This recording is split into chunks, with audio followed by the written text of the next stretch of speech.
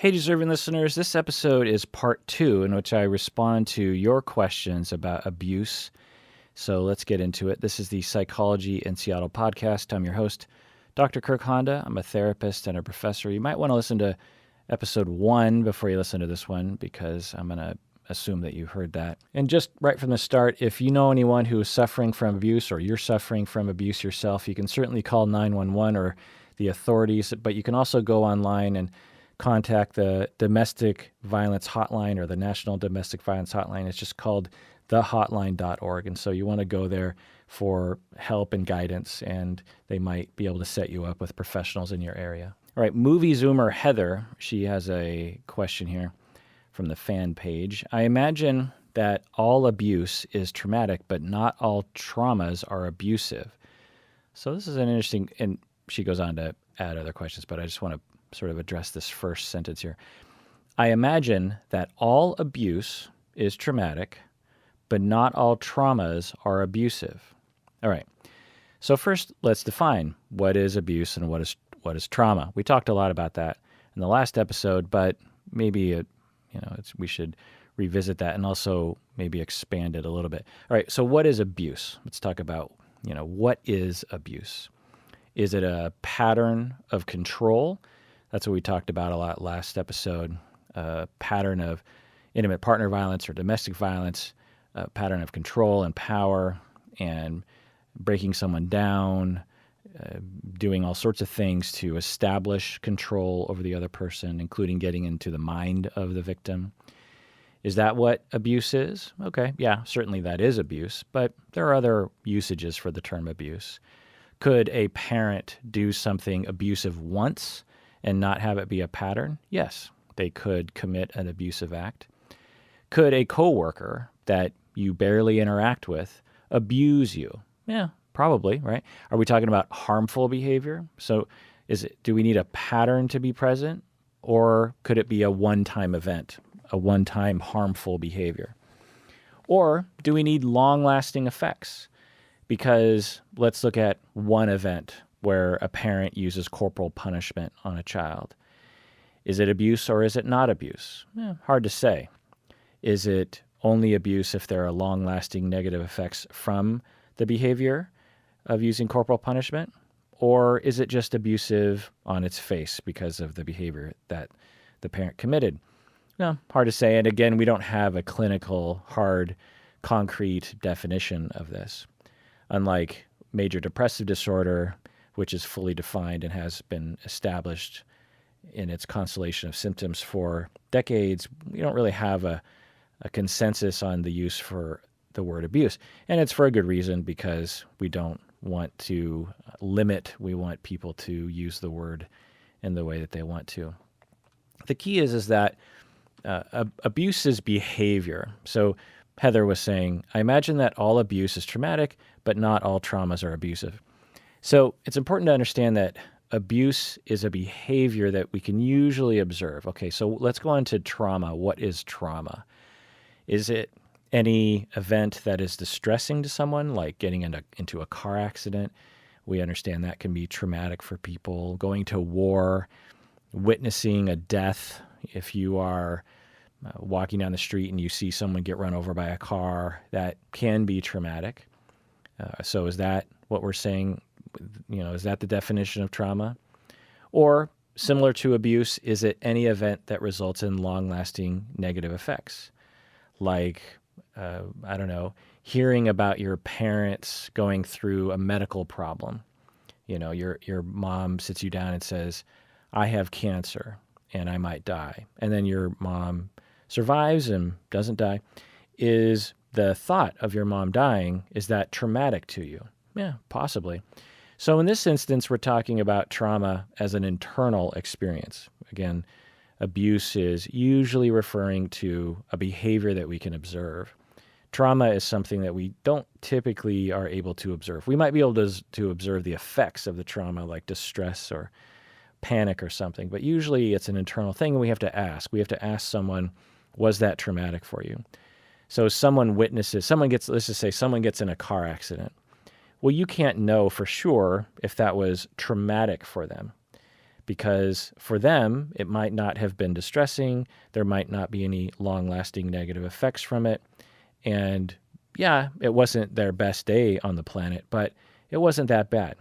Think about yourself. If you've been in, like me, I've been in a number of car accidents. By the way, I never caused any of them. I'm proud of my driving skills, and I have been ran into a number of times. One time I was just sitting at a stoplight and someone just ran into me and then claimed that someone ran into them behind them. And I was like, no, I saw them creeping up on me from behind. There was a big truck, like a big I think it was a Roto-Rooter truck. And at the rearview mirror, I was just sitting there at a stoplight, and I saw this Roto-Rooter truck just inching forward towards me, but kind of fast. And it looked like the guy had let his foot off the brake and the automatic transmission kicked in and just rammed into me.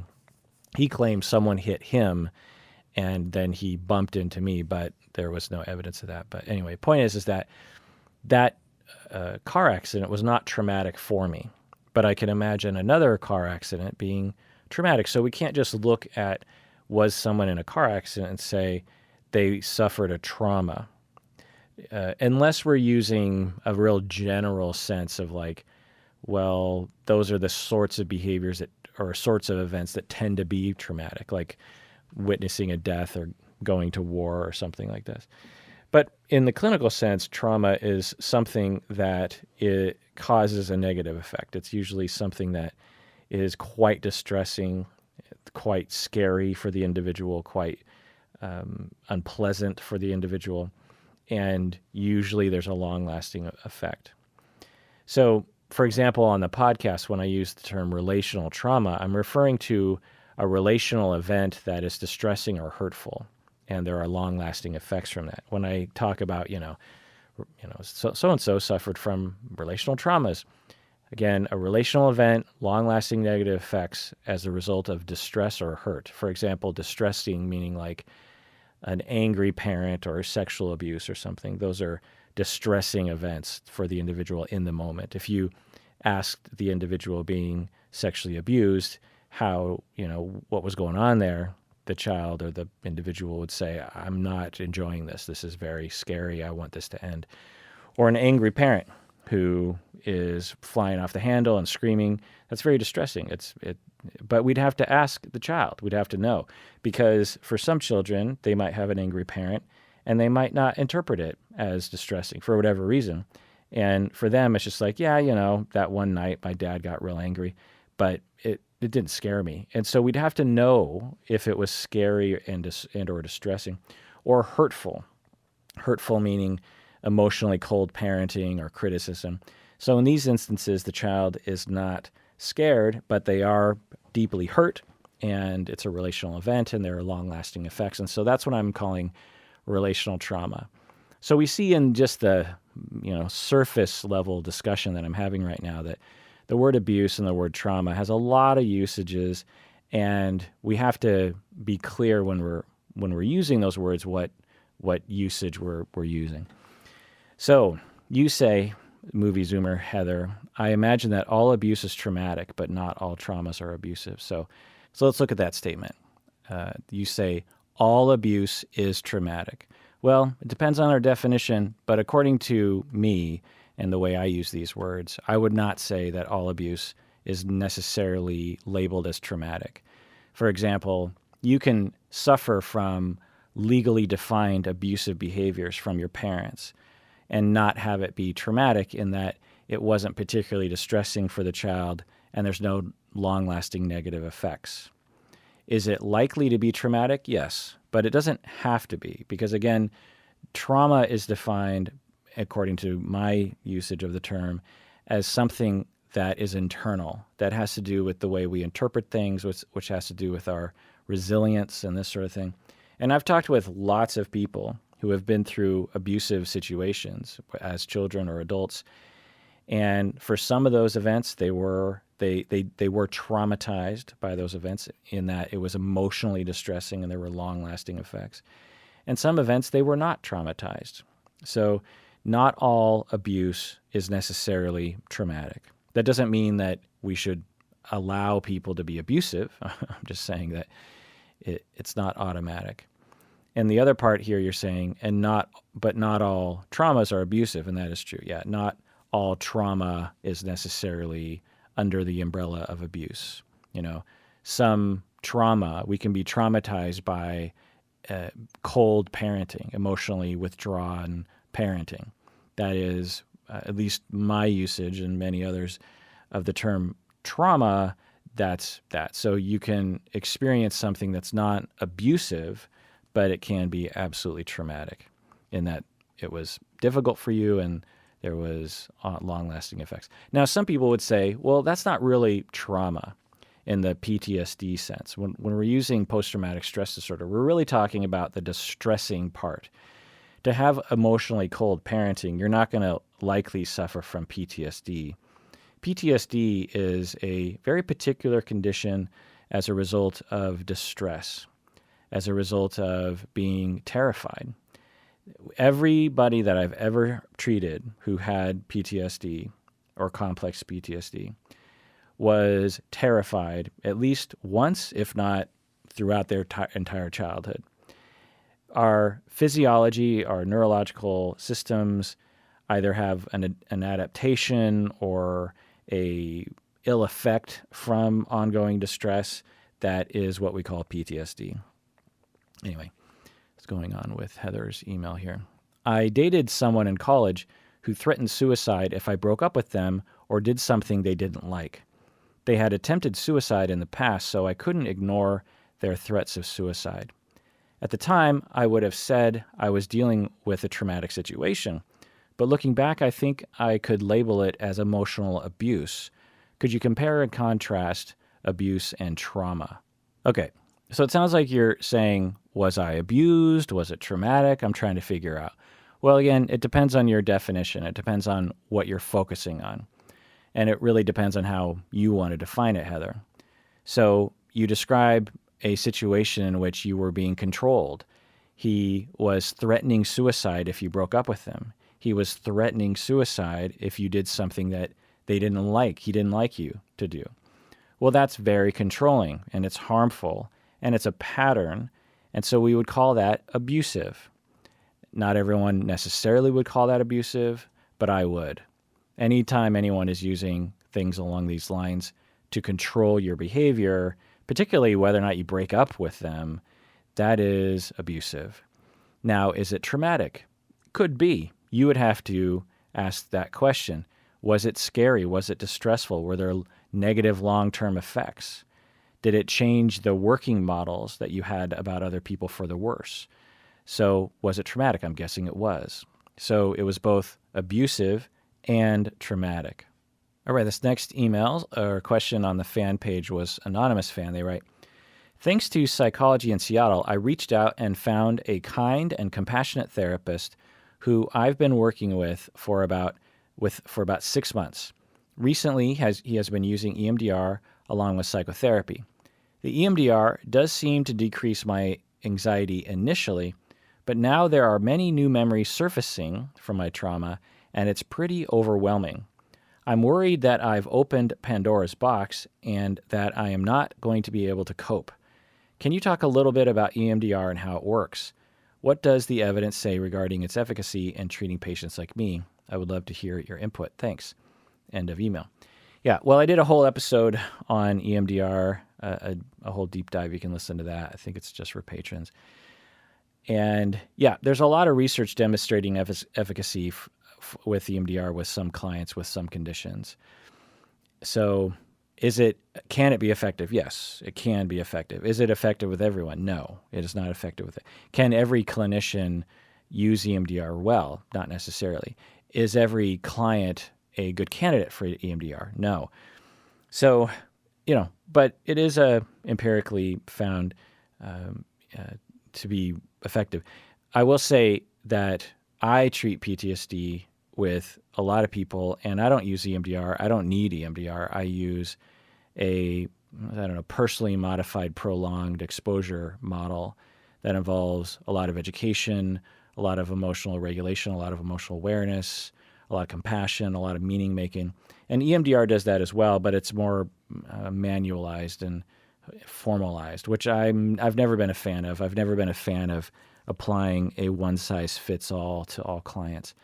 Some EMDR people will adjust it for their clients. But anyway, point is that EMDR is absolutely effective for a lot of people, and a lot of people will report that it really helps them, and science has demonstrated that. So there's that. Now, you say, Anonymous Fan, that you are overwhelmed. You say a lot of new memories are surfacing, and it's pretty overwhelming. That is very common when people go through trauma treatment. And the key is that you got to talk with your therapist about it, and you have to tell them what you can handle and what you can't. Trauma treatment has to go at a very careful pace. There's a little bit of no pain, no gain, meaning that any kind of trauma treatment will involve some exposure. Any good trauma treatment will involve some kind of remembering of what happened to you. In EMDR, you don't have to talk about it necessarily, but you are thinking about it. With prolonged exposure, you absolutely are talking about it through imaginal exposure, and it's going to be distressing, and that's the point. In order to recover, you have to habituate to the memory. The reason why people suffer from PTSD syndromes is because the memory is causing so much distress when it pops into one's mind. And there's this avoidance of the memory popping into our mind, and so we end up avoiding a lot of life, and then we get demoralized, and we want to pull away from people because it's so depressing to live with PTSD. And that's, in a nutshell, the PTSD condition.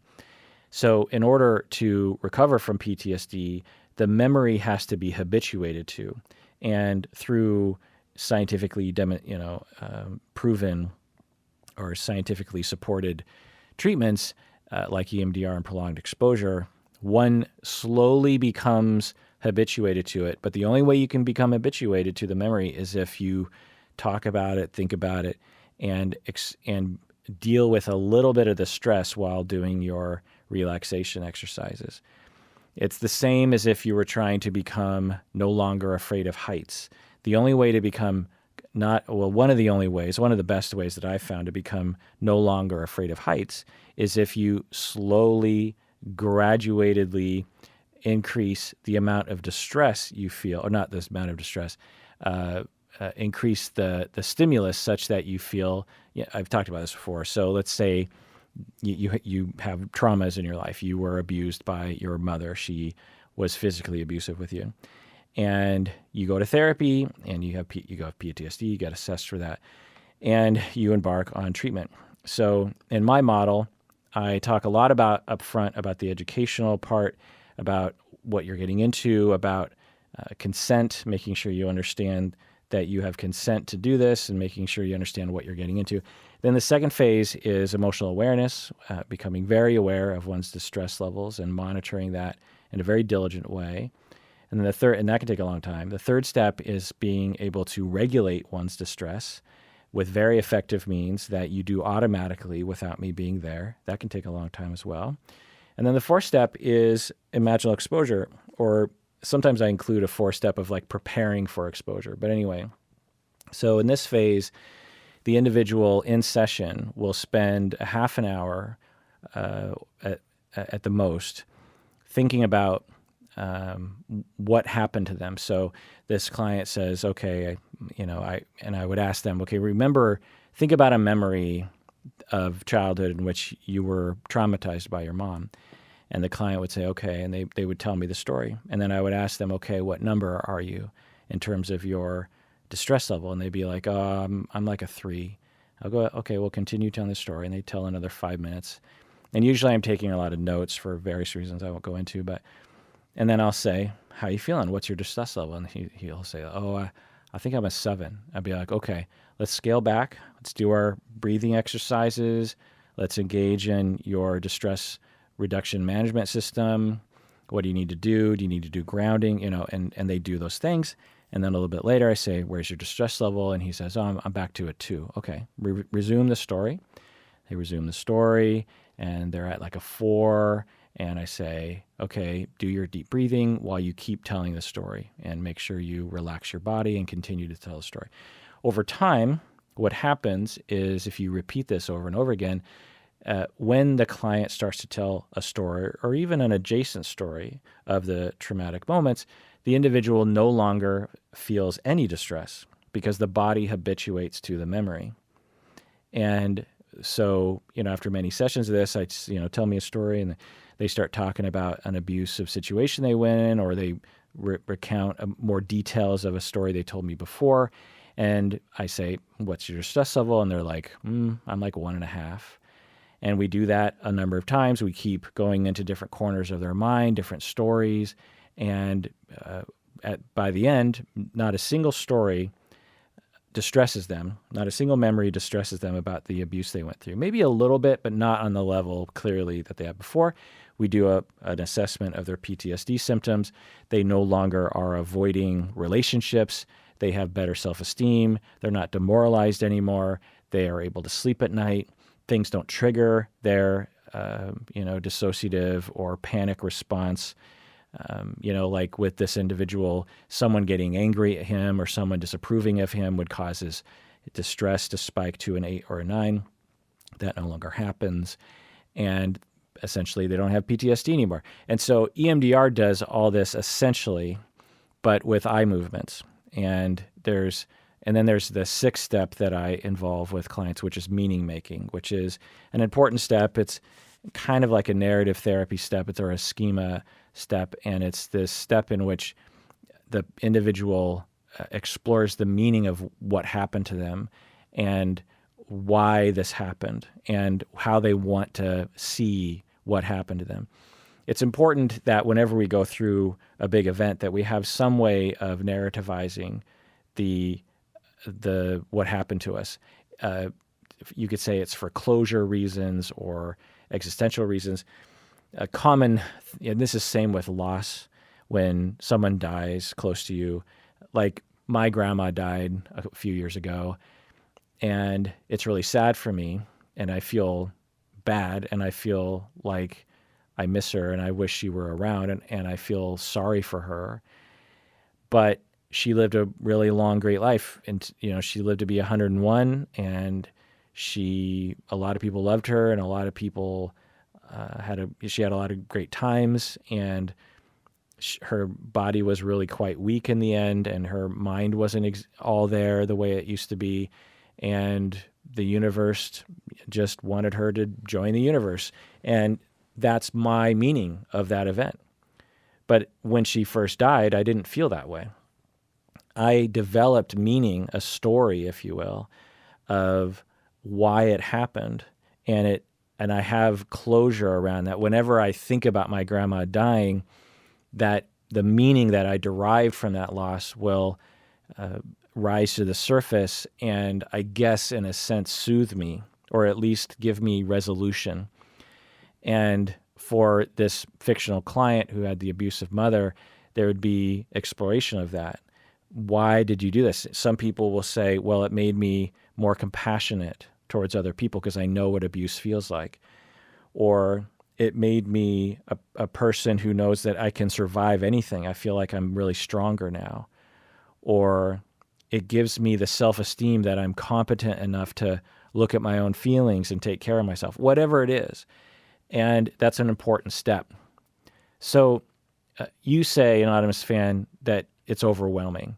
And I don't know from your email, and I probably would never be able to tell, if that is going too fast in therapy or going just right. And again, you want to talk with your therapist about that for sure. All right, let's talk about another question from famous patron Lyndon from the Facebook fan page. He writes, is abuse an effect of attachment injuries or other psychodynamic processes? So famous patron Lyndon always has complicated questions, so let's dive into this. Is abuse an effect of attachment injury, meaning that the abusive person suffers from attachment injury, or other psychodynamic processes? And the answer to your question, Lyndon, is yes. Within attachment theory, my application of the theory is when one senses or feels attachment distance, as opposed to attachment proximity with one's attachment figures, we are afraid, and we will search for a solution to that fear, and we will activate that solution. So for some of us, when we feel distant from our partner, we will hug them, or we will say, I love you, or we will say, hey, let's hang out for a second, or we will, I don't know, hit on the person or something. And for some people, though, when they feel distance and that fear, they search their database for a solution, and abusive behaviors emerge for them because that's what was taught to them when they were young, or that's what was, rewarded when they were a young child or something. And so that's what they resort to. So according to attachment theory, a lot of abuse happens due to this attachment distance fear and a lack of a repertoire for solving that attachment distance. Is this the case for everyone who's abusive? No, but for a lot of people it is. I've found this to be true. But you're also asking about psychodynamic theory, and yes, when through that theory lens, when people are abusive, they are potentially engaging in a defense of regression or identifying with the abuser. When you're a child and you're being abused and you feel powerless, extremely powerless, you will look for a solution to feel power. And some people, some children, in an effort to gain power because they are made to feel powerless by the abusive person, the child says, well, who has power, and who can I have as a mentor or an idol, a role model of power? Well, the person abusing me. The person abusing me has so much power that if I become like them, then I will also have power. And so I'm going to become abusive. I'm going to become a bully. I'm going to become entitled and enforce my body on other people. And I'm going to use my anger in the way that my abuser uses anger because I feel so powerless because of the abuse, and I will adopt them in their personality as a way of gaining power. And this is all unconscious, which is, of course, a psychodynamic idea. There's also the idea of enactments and reenacting what happened in the past, but I won't go into that. All right. Andri says, I'd like to hear about how to deal with the lack of justice and closure due to the death of an abusive parent. I'd like to hear how to deal with the lack of justice and closure due to the death of an abusive parent. Oh, I see. So she's saying that, I don't know if this is for her, but that if you have an abusive parent and then that abusive parent dies, then you don't have an opportunity to achieve justice or closure with that person. I'm never going to get an apology or even discuss the childhood situations that have colored my whole life. Do you have any advice or input on how one can move forward from a need for resolution? End of question. Yeah, it's a great question. Listen to my long episode on family of origin work. I think it's for patrons only. So go to the website, search for the family of origin work episode. Family of origin therapy, I think I called it. And essentially, you can do a lot of things. Family of origin work can include dealing with abusive parents. It often does. And family of origin therapy acknowledges that sometimes your family of origin can't be reached either through death or something else. So there's a lot of exploration, there's a lot of investigation, and that can achieve closure, not necessarily justice, but maybe some justice. Maybe if you find out about that parent's childhood, maybe some resolution can occur from that. It often does. When we grow up, we have this idea of our parents as these gods and as these people who just sort of sprung out of the earth. And we have a hard time imagining we have a hard time really imagining, not all of us, but some of us, when things are going well, actually, we have a hard time imagining our parents as children. And when we get older and we're trying to differentiate, it's important, I think, to go down that road of seeing our parents as human beings. And when we do that, we rewrite the story. For example, Andre, it's possible that when if you do family of origin therapy with a therapist, by the way, you might find that there's a lot of new information about your parent who passed away that you didn't really know, or at least you put it in a different perspective. And then when you learn that, it puts his or her behavior, your parent's behavior, in a different light. You start to see it in a different way. And now your story's different. Instead of being abused by this tyrant, you were abused by someone who was abused themselves, that kind of thing. And sometimes that can be very, provide a lot of closure. The other, technique that pops in my head is what we call in Gestalt therapy, empty chair work. It's also just an experiential therapy activity in Satyrian models, this kind of thing. But essentially what you do in therapy, and I've done this with clients, is you do a exercise in which you imagine your parent who passed away is in the room with you, and you have a conversation with the parent. And you might actually even get into the empty chair and say what your parent would have said back to you, and you go back and forth. And that can be extremely healing.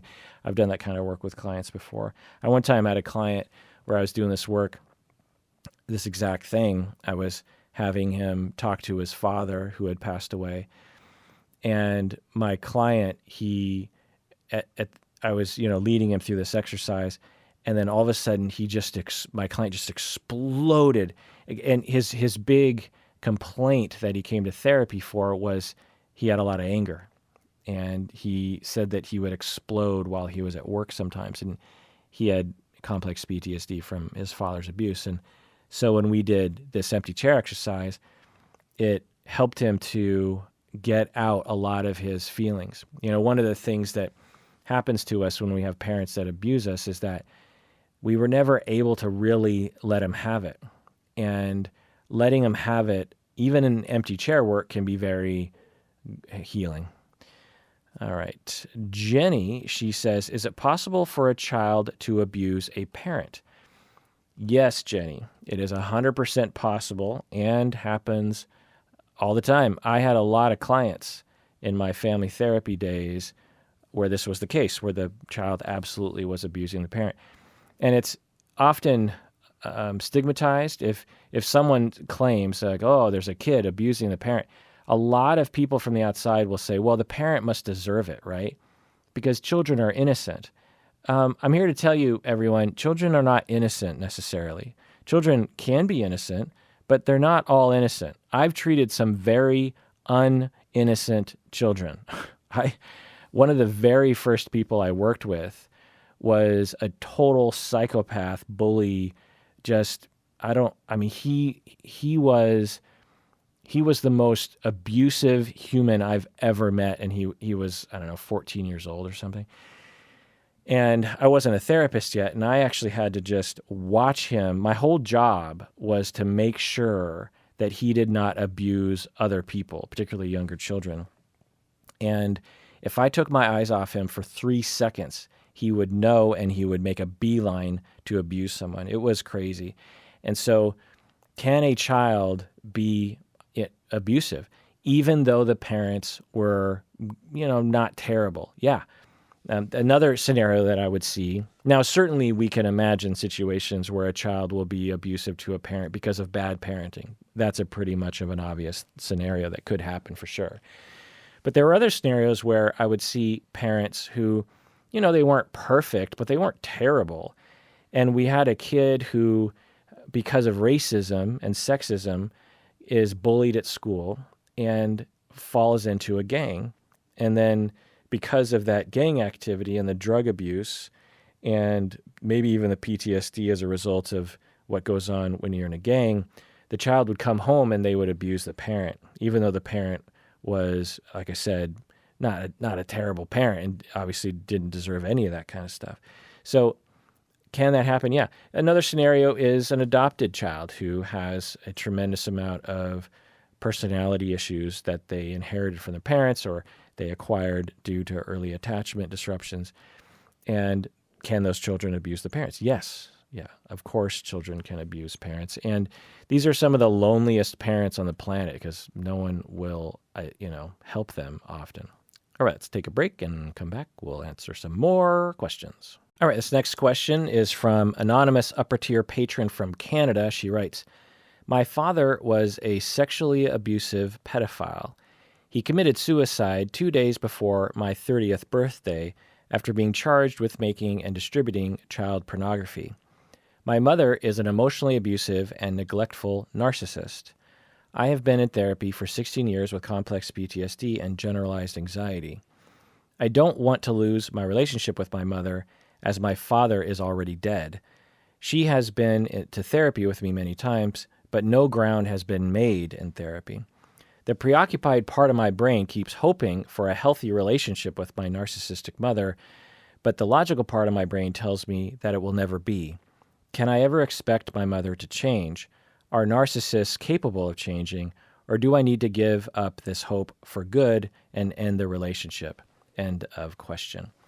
So this is complicated, obviously, and I'm really sorry, anonymous upper tier patron from Canada, that you went through this. It sounds like a lot to unpack, and you've been in therapy for 16 years, and so good for you for that. And I hope that you find relief as you go. You really deserve that. If anyone deserves relief and serenity, it's you.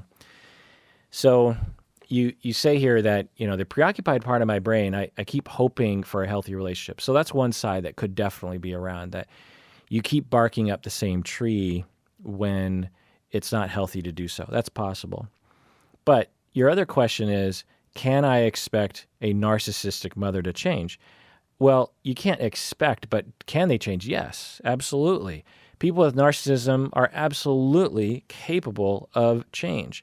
It takes a long time, but yeah, I've treated many people with narcissistic personality disorder, and it's a defense. It's a defense against worthlessness. And when we help that person with their sense of worthlessness and help them develop a sense of real self, then their empathy is no longer impaired, and they can actually have a tremendous amount of empathy for people. So it absolutely can be treated, but the individual has to want to change, and it takes a long time. All right, this next email, anonymous upper tier patron, she writes, I've been listening to your podcast for a while now, and I noticed that sometimes people get on your case about being too forgiving towards people who can be abusive, such as people with narcissistic personality disorder or domestic violence perpetrators. Regarding this, I want to forgive abusive people such as my father. Recently, I've even found myself wanting to forgive the man who sexually assaulted my partner, but then I quickly stopped when I noticed how upset it was making her. I was wondering if it is at all pathological to want to forgive abusers like I do. Are some people more forgiving than others? Do you experience similar situations? End of email. Yeah, it's a great question. So I want to be clear that I am not saying that you should be forgiving towards people who are abusive or people with personality disorders. I'm not saying you're supposed to forgive them. And I pray to God that I haven't said that, because that's not what I believe. I will never, ever say to anyone that you're supposed to forgive someone. I will never, ever say to anyone that you're supposed to deal with someone. If someone is abusing you, if someone has a personality disorder that is harming you, I don't know what to do. It's up to you to decide what to do. And I will support you in either direction once you decide what you want. If you decide you want to leave that person and never forgive them, I support you. If you want to forgive that person and leave that person, I support you. If you want to forgive that person and stay with them because you have compassion for the abuse they went through that resulted in the abuse that they impose on you, I support you. It all depends on what you want. So I hope that it's never been communicated from me that I recommend that you stay close to these people and that you forgive them. That is not what I'm saying. All that I'm doing is providing a clinical perspective about these individuals. When someone with narcissistic personality disorder comes to me, when someone with borderline personality disorder comes to me who also is externalizing and abusive to others, because not all borderline or narcissistic people are abusive, by the way, Or a perpetrator, a domestic violence perpetrator comes to me. It's not my job to chastise them and to tell them that they're a piece of crap, right? It's my job to treat those individuals. And if I'm going to effectively treat them and help them so that they won't abuse other people, I have to have compassion for them, and I have to have a clinical conceptualization, that doesn't include chastising them. I have to understand what the problem is. Why are they being abusive? I need to develop an idea of why that is happening. Because if I don't know what to treat. And there's a ton of evidence, scientifically and anecdotally for me, that supports my point of view. And I've helped people who are abusive towards others, whether they have a personality disorder or not, through the way that I see them. But that's me. That I'm a clinic. I don't tell people to go away. Yeah, and I don't have to live with these people. They are my clients. They come to me once a week, and that's it. And I get paid. So that's a big difference than being in a relationship with someone or working with someone or having a parent that is someone like that and you feel like you have to forgive them. You don't have to. It's up to you. You could never forgive, and that is your choice. No one can tell you what to do with that. And don't ever listen to anyone who tries to tell you what to do. If you want to forgive, and you want to go down that road or explore that, go for it. If you don't, that's fine too. Don't ever listen to anyone telling you what to do around that. That is your personal choice. And to some extent, it is abusing the abused person to suggest that they should do otherwise. It's your choice. So for you, Anonymous Upper Tier Patron, you are wanting to forgive and you want to go down that road and you deserve that. And that's fine. And you might find at the end of the road that you actually don't want to abuse, or you don't want to forgive people. You might find that the reason why you want to forgive is based on some maladaptation on your point. But it's also possible that you'll find that you really do want to forgive and you will forgive, whereas other people won't want to forgive. And you have been affected, your partner was assaulted by a man, and you want to, and you're affected by that because I'm guessing your partner told you about what happened and you are now angry at that person. But because of your journey of, recovery, your particular journey means that you want to forgive that person. That's a part of your journey. But your partner, she is saying, that hurts my feelings because I don't want you to forgive that person. If you forgive that person, it means that you don't care what I went through. And maybe there's some conversations there. I don't know. I'm guessing that there is. It doesn't mean that you can't forgive that person because that person affected you as well. They mostly affected your partner. But because you love and care about your partner, that man also affected you. Whenever anyone abuses someone, they abuse that individual and everyone around them, essentially. So it's okay that you have the forgiveness impulse. Now, you might decide in conversations with your partner that to be loyal to your partner, you're not going to forgive that person. Or maybe both can happen. Maybe you can both completely validate and acknowledge and be with your partner as they do not forgive, but also forgive. So those things are possible. So you say, are some people more forgiving than others? And what I'll say to that is, yeah, I guess so, behaviorally. I've seen some people who are very forgiving of others and other people who maybe are never forgiving. But it's a personal choice. There's all these ideas rattling around in culture that you always have to forgive, or, I forgive, but I don't forget, or never forgive. And it's fine. Everyone can be on their own journey around that. There's benefits to forgiving, but there's also some pros to not forgiving. It just depends. Forgiveness is a very complicated thing, and it means different things to different people. For some people, forgiving means forgetting and not holding something over their head. For other people, they'll say, I forgive you, but I will never forget what you did. And every interaction I have with you will be colored by the fact that you did that. It's a very complicated idea. And I really appreciate you, Anonymous Upper Tier Patron, as you explore that. You want to figure out what that means to you. Your father was abusive to you, and you want to forgive him. And that's your journey. And maybe through that journey, because that's the other thing to think about, is that forgiveness isn't just something like we just wave this wand and we go, I forgive you. Forgiveness, especially when it's like with an abusive father, this is something that you probably have a lot of, mulling over the years. And forgiveness isn't something that you usually do just once. It's something that you probably have to revisit for years to come. And for you, this is your recovery process, and that's great, but it's not for everybody. All right, anonymous patron writes in and says, I have a strong reaction when you talk about abusive relationships on the podcast because there often seems to be an implication that one party is always unequivocally the abuser and the other party is always unequivocally the victim. This doesn't match my experience of abuse.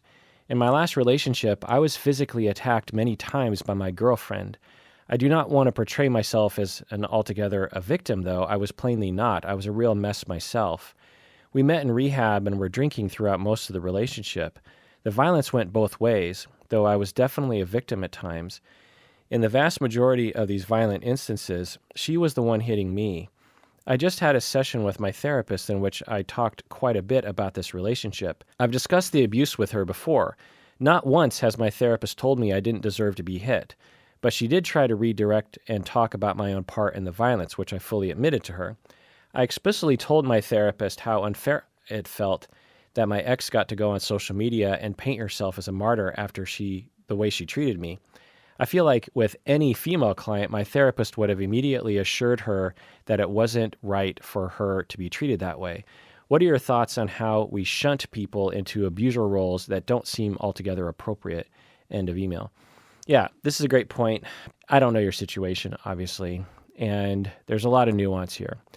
Can a relationship involve mutually abusive people? Yes, absolutely. It's not common, but it definitely can happen for sure, in which if we had an inside ability to watch what was happening and understand the power dynamics, we might walk away from some relationships going, both of them are to blame for the violence, and neither one of them are being completely controlled by the other person. Both of them are using controlling abusive behaviors, or maybe it's like a 70%, 30% thing, this kind of thing. So the other thing here is, can society not understand what you went through? Even a clinician.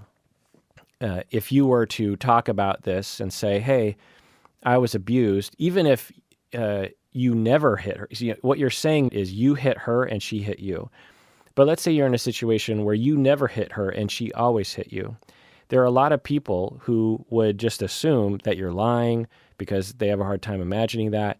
Or, well, let's be clear. When anyone comes forward as a victim of abuse, everyone is usually stigmatized. Men are just usually stigmatized more than women are. And so for you to feel like people don't really understand you, for you to feel like people aren't validating your experience is unfortunate, but not surprising to me. The other thing I'll say is that for a lot of abusers, there will be violence going both ways, separate from your situation, and maybe this is what's influencing your therapist, and maybe your therapist thinks this, but there are situations where we hear that there is violence going both ways. That's not the only thing we need to assess. What we need to assess is the overall power differential between the two people and the way in which things play out. So when I was treating perpetrators of domestic violence, it wasn't uncommon for there to be reports, even from the victim, that she was also violent with him. But when we actually investigated, we found that if the husband hadn't been doing all the abusing, the wife wouldn't have either. And that the wife was only resorting to violence because of the abuse that was happening to her. And she's to blame for that violence for sure, but the overall pattern of control and emotional control was from the man to the woman. Now, could it be the other way? Absolutely. Could there be violence in a heterosexual relationship going both ways, and we find that the wife is the one who is the more controlling one? Absolutely. And that's why these things get real messy real fast. And they often are on some level of spectrum. Maybe it's a 95%, 5% responsibility sort of thing. But victims of domestic violence aren't perfect human beings. They will also make mistakes. They will also resort to things that they shouldn't. So we don't look at those situations and just say, oh, the abuser is the evil one and the victim is the saint, for sure. Now, there are situations, I've said this, but I just want to point out that abusers will sometimes claim, well, she hits me back, therefore this is mutual, when in reality, it very much is not that way. But if you feel like, hey, I was abused as well, in fact, she was the one hitting me as well, I felt unsafe. I felt as though I couldn't really be myself around her because if I was, she would be violent with me. If you felt that way, then you were abused. And if your partner felt that way as well, it's likely that you were abusing her as well. And can that happen? Absolutely. And especially when people are in the throes of an addiction, that can happen.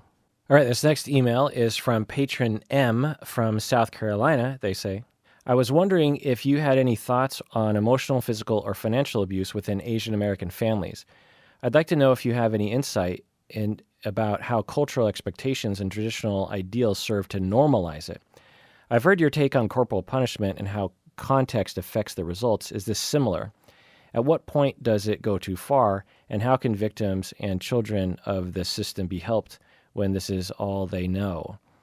End of email. Yeah, well, I don't have a lot to go off of what you're talking about here, but this certainly can be true where, and there's a lot of different manifestations of this. So let's say that you live in China and the cultural, and I don't know if this is necessarily true, but let's say that in that neighborhood in China, the cultural norm is to be real harsh with your kids. And for some families, they navigate that harshness with love and affection, and the child is not traumatized by it. The next door house, the parents are also very strict and very harsh, but there's not a lot of love and not a lot of affection, and the kids are traumatized by that behavior. Okay, so that's one thing to bring up.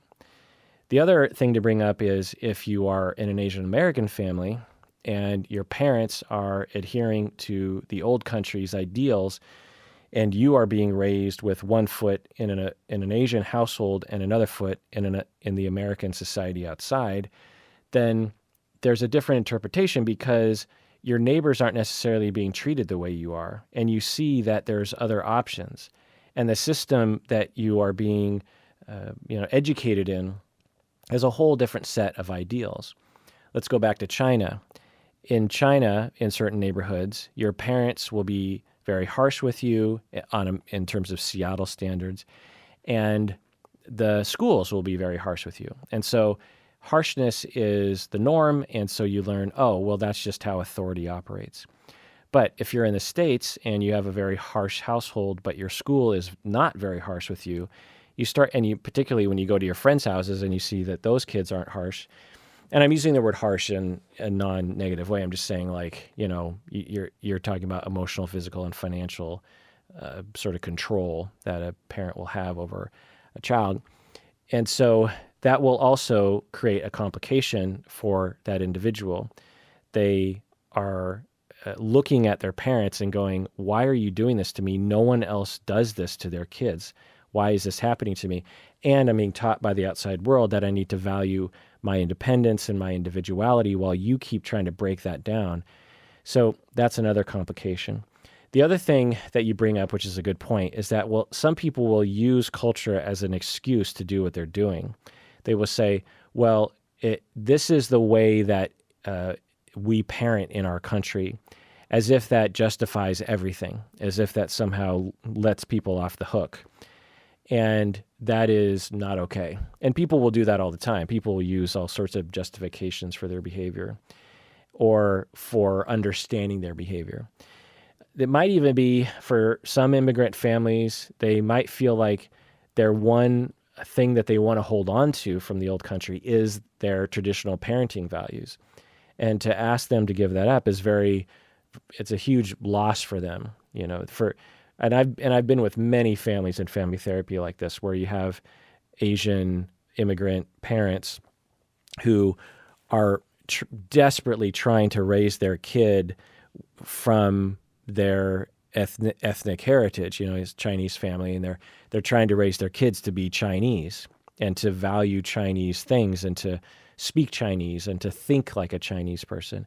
But they're not. They're thinking like an American Chinese person, and they're thinking like an Asian American would. And there's a huge clash there, and the parents don't know what to do, and they feel like they're losing their children.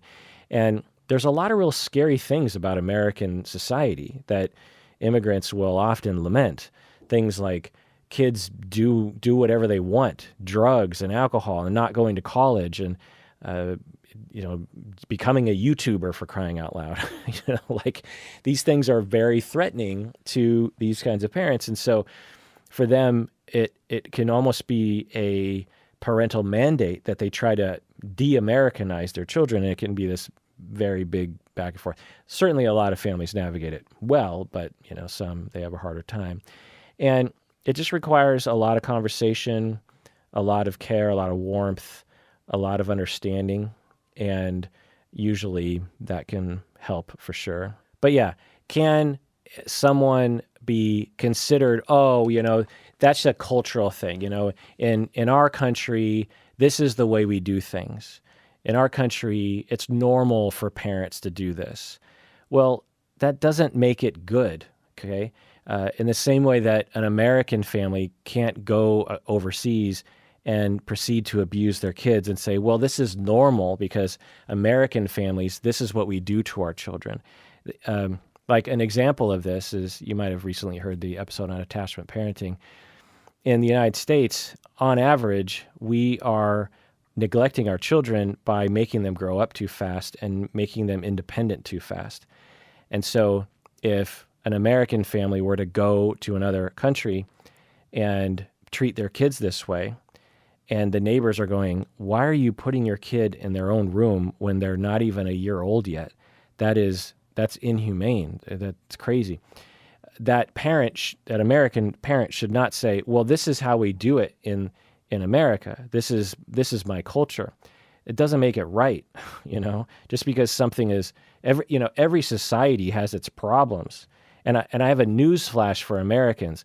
America isn't the only society that has problems culturally. Some Americans can be so self-centered sometimes that they literally believe every other society doesn't have problems compared to America. It's like, no, we just have the biggest media coverage of our problems, but every society has problems, and every society has problems with their parenting, and every society has pros with their parenting. And so just because something is cultural does not mean that it is functional. All right, this next email is from an anonymous patron. He writes, my very close friend's ex recently reached out to me personally. They accused my friend of raping them, asking that I talk with him and prevent him from doing it again. I believe this account is true. I know he was abused sexually as a child, but I feel extremely angry at him, and I don't really want to talk to him. How should I help him? Should I even try to help him? Should I cut him out of my life? End of email. Yeah, difficult situation to be in, and there's no right answer to this, of course. Someone reached out to you and told you that your close friend had been sexually abusive to someone. And now you know that, and you're pretty sure that the account is right. Do you talk with your friend? Do you tell him, hey, I know that you raped your previous partner, or did you rape your previous relationship person? What happened there? That's a difficult conversation. Now, on one hand, you could say that it is your moral responsibility to do something about it, to try to help them, recover, whatever it is. Suggest that person go to therapy and work on this. And that's certainly something that you could do, and I think a lot of people would support you for that. But it's hard to know what to do exactly. What if you say something and your friend's like, I didn't do that. I don't know what you're talking about. Well, now what do you do? You're pretty sure that your friend is lying about it. Do you cut this person out of your life? Do you know for sure that the account from the ex-partner is truthful? It's a difficult situation to be in. And I think, just continue to explore it. And I think it sounds like you're thinking about talking to your friend, and maybe you already have. And, I think that's the moral move, right? Because imagine if you have someone that's close to you, or let's say from the other side, let's say that someone sexually assaults you, and the person who abuses you, they have a really close friend, and you tell that close friend, you say, by the way, your close friend assaulted me. Well, as a victim, you would hope that the friend would say something to the perpetrator and try to help that person so that it doesn't happen again. And so for victims' rights and for the good of the world, it's probably a good idea to say something. But, I can't say that that's what you're supposed to do, because it's more complicated than that. All right, this next email is from patron Onko. She says, people tend to label stonewalling and the silent treatment as malicious abuse. But as you encourage us listeners to do, I try to trust my partner when he says it's not a punishment and that he is just overwhelmed. However, sometimes this overwhelming anger can last for days. I was wondering if you could talk about how someone can understand stonewalling and the silent treatment when they aren't perpetrated by a narcissist. Is there anything I can do or have in mind when this occurs? Should I see it as a lost cause because it is inherently abusive? End of email. So this question seems to be influenced by the terrible internet discourse around a variety of topics that you were touching on. I don't know if that's true, but I have never heard someone say that stonewalling is abusive. It can be abusive, but it is not considered that in the clinical world. Stonewalling is a behavior that people will engage in because they're shutting down and they don't know what else to do. And it's not helpful, and it's harmful, and it's hurtful, but it's not inherently, quote unquote, malicious abuse, as if the person is doing it on purpose to harm you, or the silent treatment. That's almost never the case. And then, so I just want to put that forward. The other thing is you're saying that you're labeling it overwhelming anger. So he says that it's not a punishment and that he's overwhelmed. And then you say that it's called overwhelming anger. Well, did he say that? Did he say that he's, quiet? You're labeling it as stonewalling and the silent treatment. Another way to label it, and all are correct, but another way to label it is that he's overwhelmed and he's quiet and he doesn't know what else to do. So that's just another way to see it. All you can see is that he is not responsive to you. And you can label that stonewalling, you can label it the silent treatment, you can label it being overwhelmed. It depends on what's really happening for him. Now, he is saying that, look, I'm not quiet because it's a punishment and I'm overwhelmed. Now, it could be true.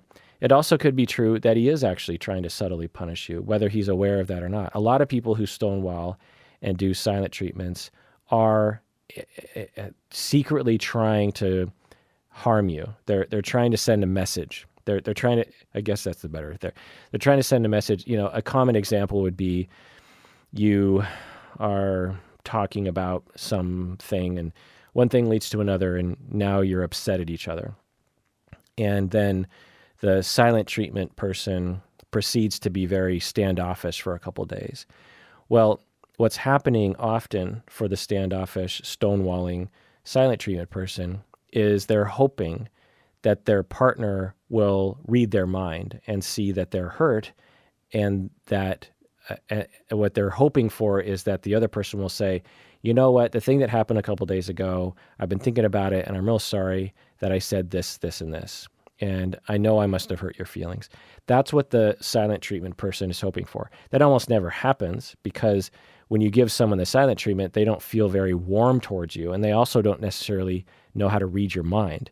And so if you, by the way, anyone out there, if you're prone to silent treatment, the solution is to be vulnerable and to say, hey, I have an urge to be silent against you right now. But in reality, what's happening is I'm real sad about what happened earlier. That's important. The vulnerability is the important part. But then you go on here to say, I was wondering if you could talk about how someone can understand stonewalling and silent treatment when they aren't perpetrated by a narcissist. So that's another indication that you're absorbing too much BS on the internet. I don't know. But the idea that silent treatment and stonewalling is one, malicious abuse, and two, perpetuated by a quote-unquote narcissist. You notice that I will almost never use the term a narcissist. Like, that person is a narcissist, because that actually doesn't exist in my clinical cultural pocket. We never would use that term. One, we would say someone who suffers from narcissistic personality disorder, because that's a more accurate way of putting it. And two, the term a narcissist is used too much by society to have any kind of meaning these days. I'll say that in the clinical literature, there's a lot of different ways that they will use the word narcissism, and certainly there are some authors that will use the term a narcissist. But given the way the internet talks about, narcissists, how to detect this person as a narcissist, and I find that these conversations, they're probably fine, but they don't fit my conceptualization of narcissism. And on all of my travels and all of my time with clients, I've never come across what the internet calls a narcissist. What the internet calls a narcissist is what I would call a psychopath, someone that doesn't have any empathy. Now, psychopathic individuals are narcissistic usually, but I wouldn't call them a narcissist, because we already have a word, which is someone suffering from psychopathic personality disorder or antisocial personality disorder. And so to focus on the self-centeredness of these people and to label them a narcissist is an internet phenomenon that I just don't want to participate in, because it's a weird way of talking that I find it often, the conversations that I happen to see on the internet, like on Reddit or something, are often echo chambers of people who were hurt by previous people, often by men, by the way, and they're looking for an explanation. A similar phenomenon that I would observe are men who are hurt by women calling women these like feminazis, these kinds of words. You'll see these words being thrown around like, oh, women use their sexuality against men. I don't know if you know that this exists on the internet, but there's the incel people, the MGTOW people, the pickup artist people, the red pill people. These people have extremely problematic points of view towards women. But in my observation, 99% of the dudes in those circles are there because they were hurt by a woman and they didn't know what to do, and they went to the internet, and the internet provided them with a very convenient answer to their problems, which was, that woman didn't break up with you because you are unappealing. That woman broke up with you because of feminism. That woman broke up with you because the liberals told her to. That woman broke up with you because the Marxist movement told her that to level the playing field, women have to put women down. There's all this ridiculous crap, believe me.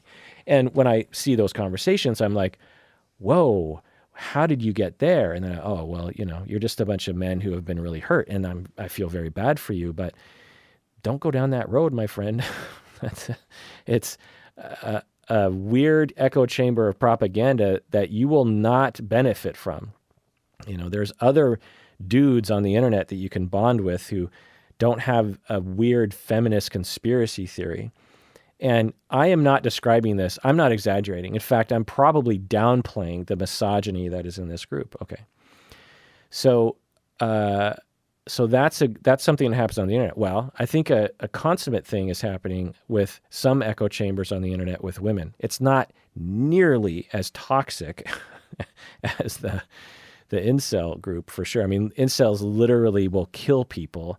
They'll go on mass murdering sprees because of the propaganda that's rattling around in their head. So I'm not saying it's, the same, but it does have a similar feel to it in that I will happen upon these conversations, and there's a lot of women who have been hurt in the same way that a lot of men in heterosexual relationships have been hurt, and they turn to these convenient explanations. There's a lot of women that will be talking to each other and supporting each other, and the way they will collectively talk about their ex-boyfriends around, he was a narcissist and he was gaslighting me, as if that person was maliciously trying to get you. Now, does that happen? Yes. I've been talking about this whole time. This whole series is about abuse, right?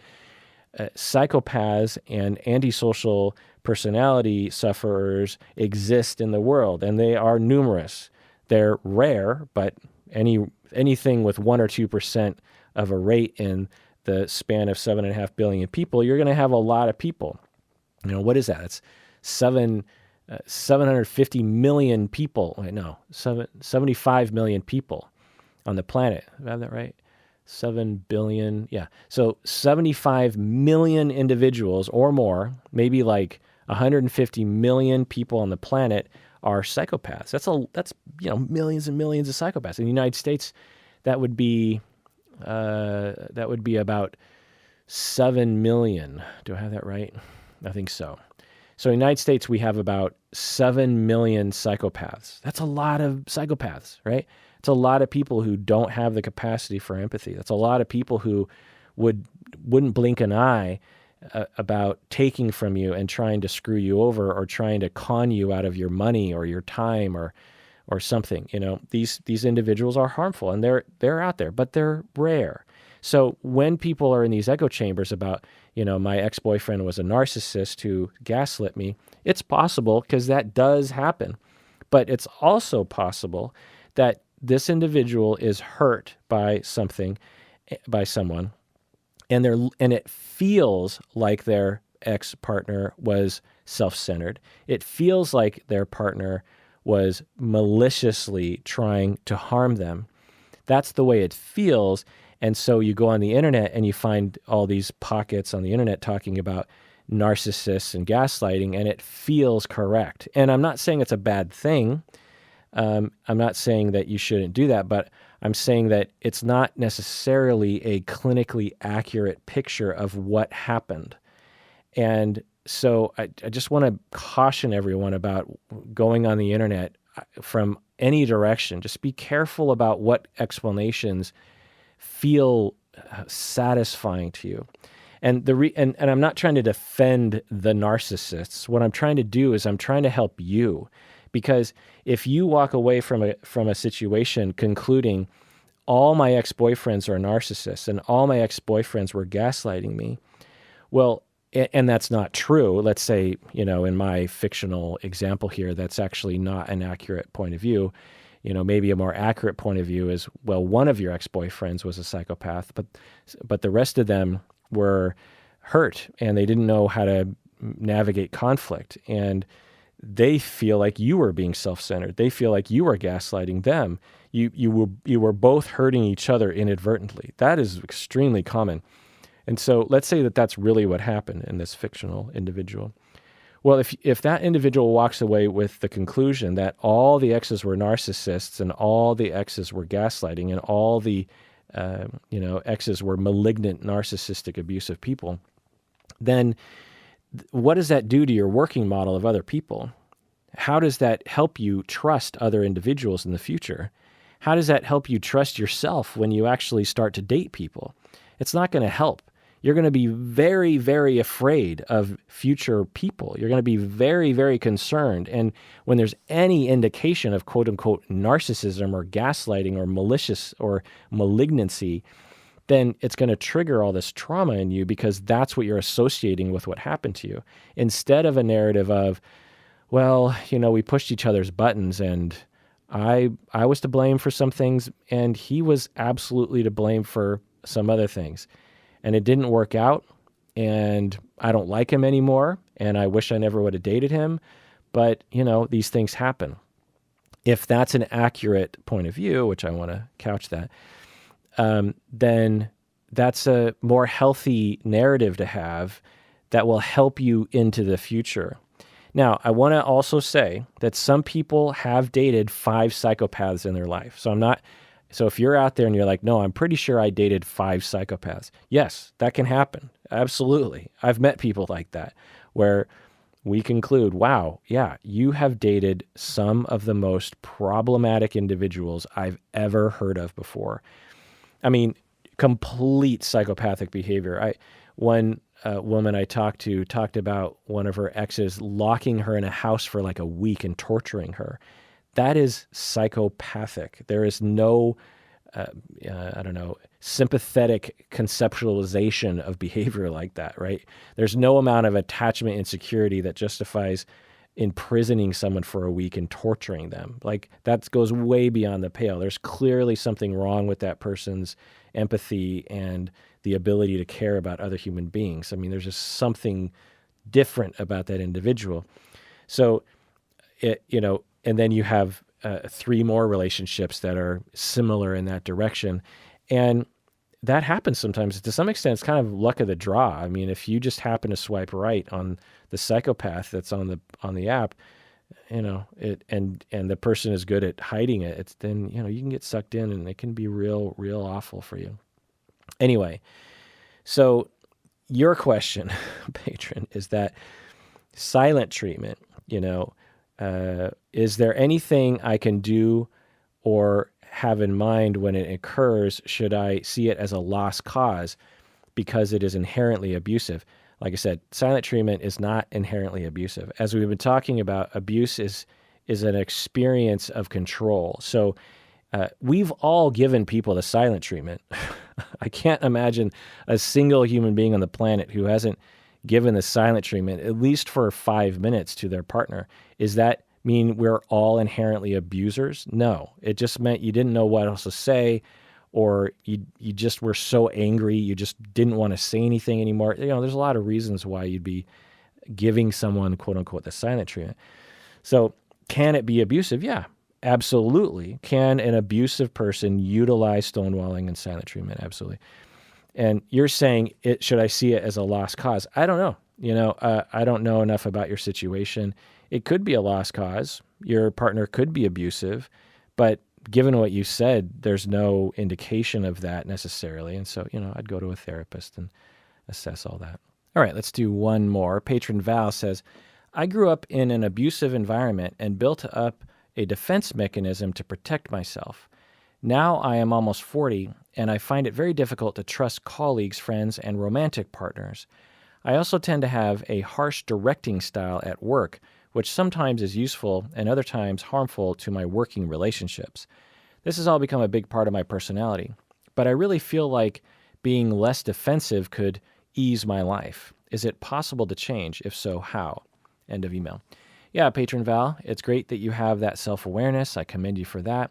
Obviously, therapy is the answer, and in therapy, you would recover from your abuse that you went through. It's a very complicated process, but through recovery from the abuse, meaning that you grieve the experience, that's the word I typically use, is we have to grieve. You cry and you get angry and you process and you talk about, and maybe you recount certain events many, many times. This is assuming you don't have PTSD. And you let it out and you get care and people hear. And with that recovery, you don't need the defense mechanism that you've built up to protect yourself as much anymore. It sounds like, according to you, you've built up a wall against other people, and you don't let people in, and you can be very harsh with people. Well, that was an important defense mechanism for you when you were young, and it helped you. But you don't need it anymore. And so recovering from the trauma will make you less scared and less in need of that defense. The other thing is just getting used to new behavior. Through therapy, you can talk about how to behave in different ways and how to get used to it. For example, at work, instead of being harsh, you can slow down and be more vulnerable or something.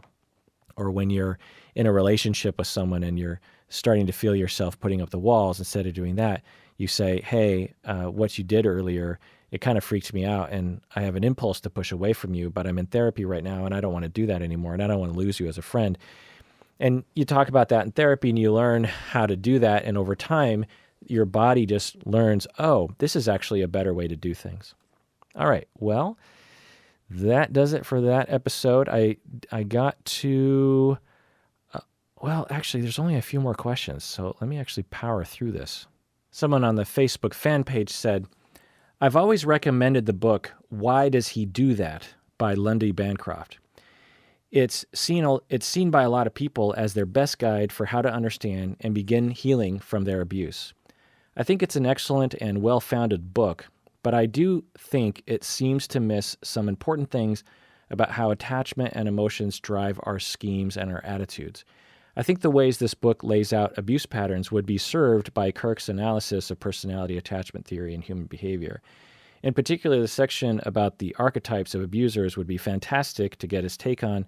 I think it's one of the parts of the book that's the most impactful for survivors. End of email. Yeah, I do know that book. In fact, I think I have it on my shelf. Let me actually look behind me. Yeah, I have the book. It's called Why Does He Do That? Inside the Minds of an Angry and Controlling Men by Lundy Bancroft. I've had this book for a long time. I also have some other books that are related. I have The Battered Woman by Lenore Walker, which came out a long time ago, I believe, 1979. I think it's a sort of seminal book. Also, another book that is very popular is called Women Who Love Too Much by Robin Norwood. I have this book as well. Again, I think this was a real popular paperback back in the day, 1985. I also have a book called To Be an Anchor in the Storm, A Guide for Families and Friends of Abused Women by Susan Brewster, MSW, published in 97, a little bit more recent. So this is a guide. So To Be an Anchor in the Storm. And then I also have a book called Against Rape by Medea and Kathleen Thompson. And this, I believe, is the 80s as well. Wait, where is it? Here we go. 74. So it's another, I think, popular book for the time. The tagline is a survival manual for women, how to avoid entrapment and how to cope with rape physically and emotionally. So those are books that are related to the Why Does He Do That book, for sure. And I think all these books are good, and there's many, many others as well. But yeah, absolutely, I agree that these books almost never go into what, the books are great, and the books have a lot of wonderful guidance and normalization and healing about them. So I'm not saying that they're not useful, but often in the books, they don't talk about why people are abusive, and they don't conceptualize it. And maybe for a good reason. Maybe it's just like, look, these people aren't at the stage of forgiveness or understanding why people do what they do. But I think it does help, honestly. I don't know about y'all, but when I have been abused, when I've been mistreated, and I'm in the throes, well, maybe it's not necessarily in the throes of the pain, but afterwards, I find that I benefit overall from the conceptualization of why people develop this kind of behavior, that it's a defense against various different things, and they are not necessarily evil individuals. There are evil individuals, as I've been saying, but when I conceptualize them that way, it helps. It helps me to feel safer in the world. It helps me to feel like, oh, they're suffering a lot, and I don't need to get revenge on them, because if they're doing that to me, and if they're doing that to me because of the reasons I think they're doing it to me, they're probably very lonely and they're suffering quite a bit. And I kind of feel bad for them now. I feel bad for me too. I went through some very horrible times, and I don't want to be near that person because of that reason. But I see the situation as this, ongoing chain of abuse. The person who abused me, well, they were systematically abused throughout their childhood by their dad, and their dad was systematically abused throughout his childhood, and and so on and so on. And somehow, for some reason, that is comforting within the pain and within the grief and within the recovery process. When I see it that way, there's a comfort to that, and it feels more accurate. And at the very least, it provides an explanation that feels satisfying to me, and I can sort of walk away from the situation without sort of mulling it over. It's like, why did this happen? Why did this happen? Well, I'm like, well, there's been an ongoing revolving slate of abuse that gets passed down through the generations, and eventually you get in the crosshairs of one of those individuals, and then they get you, and it hurts, and it's horrible, and it's probably going to happen again, but it's just kind of how the world works. All right, to close it out, Colin provided a number here for people to call if you think that someone is being abused in your life. You can call Monday through Friday, 9 a.m. to 6 p.m. Eastern Time, 1-800-994-9662. That's 1-800-994-9662. This is the OWH hotline, which Colin has here in the notes saying that this is if you have someone in your life who is being abused and you want to help them from the outside, then you can call this line. All right. Well, it's been quite a journey with all your questions, and I feel like I need to detoxify a little bit. Not that you all have toxified me, but the discussions and all the memories of abuse in my life and from clients to other people, I need to kind of shake that off a little bit. And I recommend you do the same, or at least consider it. There's a lot of pain and a lot of trauma and a lot of fear and a lot of ongoing anxiety that's wrapped up in this. And we all have at least some of this, and some of us have a lot of this. And so it's important you take care of yourself. And really, this goes for all the episodes. Some of these episodes can be quite an ordeal for me, for you, for us. And it's real, and we don't want to avoid it, or at least I don't want to. But at the same time, we need to recognize the human toll that all this takes on us and take care of ourselves and go hug our people and our animals and take a walk or relax or something and just recognize that life has pain and tragedy and unfairness and trauma and abuse, and it's real, and I'm with you, and I know you're with me. And take care of yourself and take care of others, because we all deserve it. We really, really do.